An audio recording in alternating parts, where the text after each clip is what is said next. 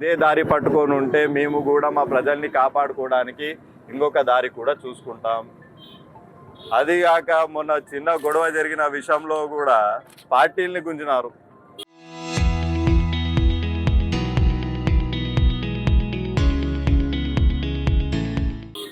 వ్యక్తిగతంగా జరిగిన గొడవల్ని పార్టీకి గుంజేది మొత్తం ఈ టీడీపీ ప్రభుత్వానికి తెలుస్తుంది.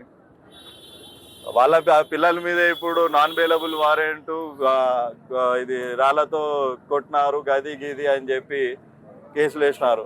ఫస్ట్ కూత కూసింది ఎవరు? మీ కార్యకర్త కాదా? ఏంది మా ఊర్లలోకి వస్తే మేమేం భయపడతామా? మీరొక్కరు మా పంచాయతీలో, మాతో పాటు వేల మంది, ఎవరికి భయపడేది? అది కాక ఒకవేళ మేము చేయాలనుకుంటే ముందుకు వచ్చి చేస్తాం, చక్కగా రోడ్డు మీదకి వచ్చి చేస్తాం, మేమే ఉన్నామని కూడా చెప్తాం. దాన్ని రాజకీయం చేసి తప్పుడు ప్రచారం చేస్తే ఎవరికి మర్యాద ఉండదు.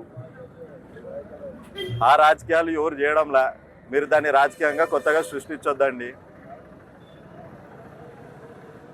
మహానాడు ప్రోగ్రాం చేసినారంట, ఈ ఎవరెవరినో తీసుకొని వచ్చినారంట, ఎక్కువ జనాలు కలిసినారంట, దానికి మాకు అసూయపడిందంట, దాన్ని మేము కొట్టినామంట.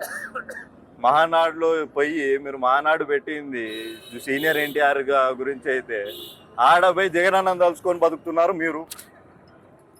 సీనియర్ ఎన్టీఆర్ని కూడా వల్కయ్యాలా మీరు? సీనియర్ ఎన్టీఆర్ గారు తెచ్చిన పథకాల గురించి మాట్లాడలే ఆ రోజు మీరు. మీ చంద్రబాబు మీ కూటమి ప్రభుత్వం చేసిన దాని గురించి మాట్లాడలే. 1800 సార్లు జగనన్న పేరు మాట్లాడుకున్నారు. అంటే జగనన్న పేరు చెప్తే కానీ మీకు నిద్ర రాదు, జగనన్న పేరు చెప్తే కానీ మీ నోట్లో ముద్దది కాదు. ఇది మీరు చేసే పని. ఇవన్నీ మానేసుకొని ప్రజలకి ఇప్పుడు వరకు 2 ఏళ్ళు ఎట్లో ఏది చేయలే, మిగిలిన 2-3 ఏళ్ళన్నా ప్రజలకి సహాయపడాలని చెప్పి కూడా మేము చెప్తా ఉన్నాం. లేకపోతే మేము వచ్చిన తర్వాత ఎలాగైనా మా ప్రజల్ని మేము చూసుకునేది మాకు తెలుసు, మా ప్రజలకి మేము అండగా ఉండేది మాకు తెలుసు. ఆ రోజు మేము ఏం చేయాలో మేము చేస్తాం. Thank you.